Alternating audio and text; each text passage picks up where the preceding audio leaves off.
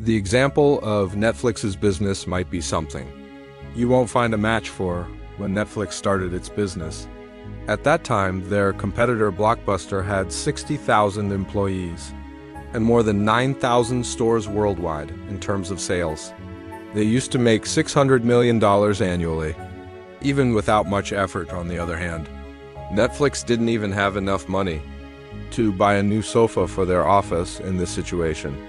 Frustrated, Netflix tried to sell their company to Blockbuster, but going forward, Blockbuster's CEO just laughed it off. History bears witness that what once stood before them like a towering peak, Blockbuster was forced to grind on its knees. Just a few years later, Netflix erased Blockbuster's very name, and today, it is a $28 billion company. But how was all this possible? Welcome to Scope History Videos, viewers. This is about 1997, when the trend of internet business was rising. Jeff Bezos used to sell books online via Amazon, and he was getting good growth. Marc Randolph also wanted to start some internet business, but the issue was which business to start. For many months, wherever Marc went, he always kept a notebook with him, in which he wrote new business ideas, and then he shared those ideas with his friend Reed Hastings on the internet. From selling pet food to baseball bats, Marc had countless ideas. But Reed Hastings didn't like any of them. Reed wanted them to start an internet business where the customer would find them once, and then that same customer would keep earning for them repeatedly. This process of sharing ideas continued for months, but then finally, both of them understood one idea: videotapes, which at that time was the only source of entertainment. People used to go to their nearby Blockbuster store on weekends, spend hours selecting their favorite movie, and then rent it. And if the videotape was not returned on time, there would be a fine on it. At the time they got this idea, Reed Hastings had a $40 fine that he had to pay to Blockbuster for returning a videotape late. Reed believed that this industry needed a very strong change, and the idea of renting movies on the internet would definitely work. But the problem was that each video cassette was quite heavy, and posting it could be quite costly. And the tapes that would break during postage would be an additional loss. This was a very big problem. So now, Marc and Reed saw their new internet business failing even before it started. A few weeks later, through a tech magazine, they first learned about DVD technology. This was much lighter and cheaper than video cassettes, and it could be posted much more cheaply as well.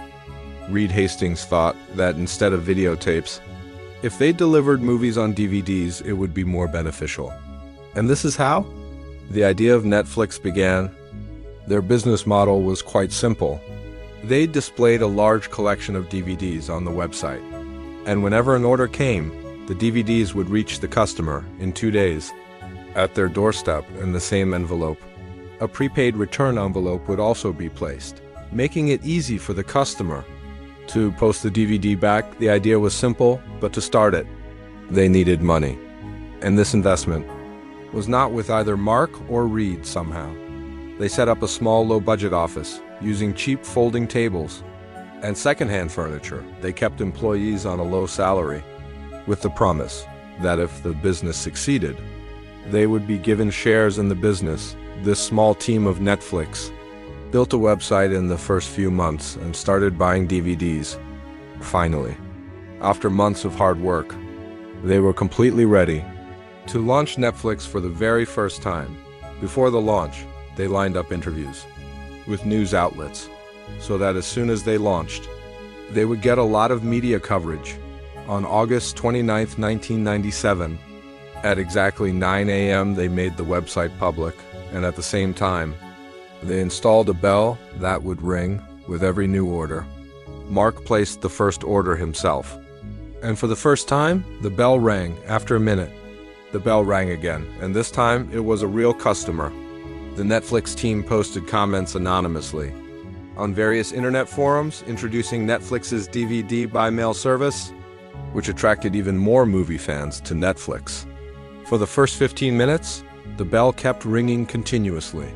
But then Netflix's website crashed.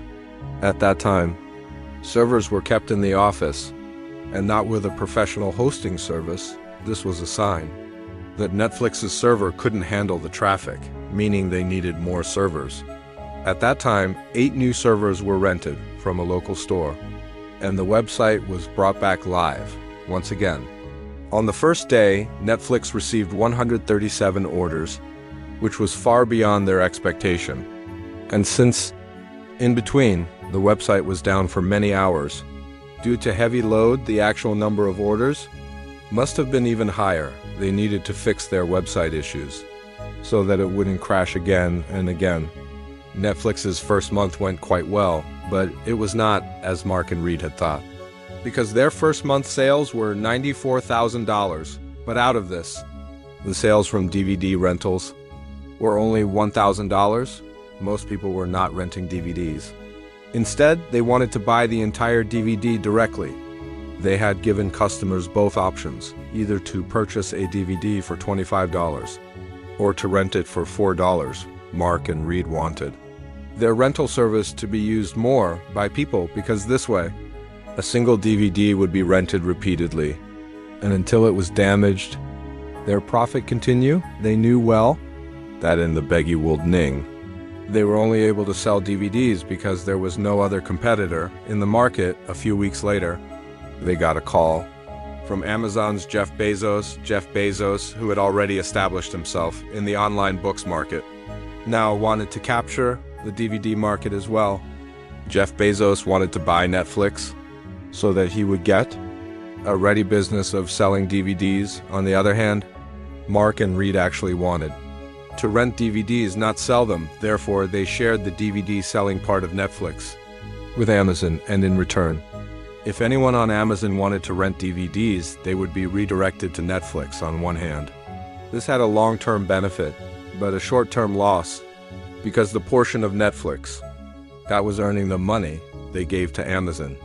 But if they hadn't given it to Amazon, Amazon would have built their own new business, which would then come directly in competition with Netflix. Now, Marc and Reed put all their focus on rentals. They started promotional campaigns, but these were completely unsuccessful. Netflix contacted famous DVD player companies, such as Toshiba and Sony, and made a deal with them. The deal was that any customer who bought their DVD players would receive a Netflix coupon code to get 10 free DVD rentals. But this promotion failed because the coupon code on the DVD players was stuck on the outside of the box rather than inside the box. In other words, even if someone didn't buy a DVD player, they could still get the Netflix coupon code from the outside. As a result, in the beginning, Netflix had to give away a lot of DVDs for free, and among these new customers, only 5% became regular customers of Netflix. In other words, it was a huge loss. Moreover, in the deal with Amazon, they were sending customers to Amazon to buy DVDs, but very few customers were coming to Netflix from Amazon for rentals. After this, an event happened in American politics that Netflix could have completely cashed in on, but again, something happened that Netflix had no idea about at that time. American President Bill Clinton was involved in a love affair with a White House intern, Monica, and this story was revealed. There were court hearings about this matter, where Bill Clinton's affair was proven, and Bill Clinton was removed from the presidency at that time. All of America was looking for the video of this court trial. Netflix tried to seize the opportunity by putting the trial video on DVD on their website. The arrow hit the mark perfectly, and Netflix got countless orders. But the problem was that the company that was writing this video on DVD was also handling adult movies, and by mistake, they sent Netflix an adult movie DVD instead of the trial video. And to top it off, Netflix dispatched all these DVDs to their customers without checking. When this issue came to light, Netflix apologized to all customers, but by then, the damage was done. As a result, the benefit of the deal turned out to be even greater loss than expected. Up until then, Netflix's DVD rental idea was not making money, and each promotional campaign was failing badly. At this moment, an idea came to Marc's mind, an idea that was perhaps going to change everything. Until now, Netflix was doing exactly the same thing as Blockbuster, renting DVDs. The difference was just the internet. Because Blockbuster was doing this through physical stores and Netflix via the internet, Mark had the idea. Why don't we start a subscription system where customers pay a fixed monthly fee and in return, they get 4 DVDs? This would mean that customers would always have 4 DVDs at hand, and they could take the one they wanted and return the old one whenever they wished. Obviously, this would reduce the pressure of late fees on customers. Luckily, this idea worked. On the very first day, 90% of those who saw this promotion subscribed. These were the customers Mark and Reed had worked so hard for. Because of the subscription, Netflix's earnings began to grow rapidly, and a single customer paid them every month. On the other hand, Blockbuster, their biggest competitor, was running more than 9,000 physical stores, and they earned $800 million annually just from late fees, whereas at that time, Netflix's total sales were only $5 million.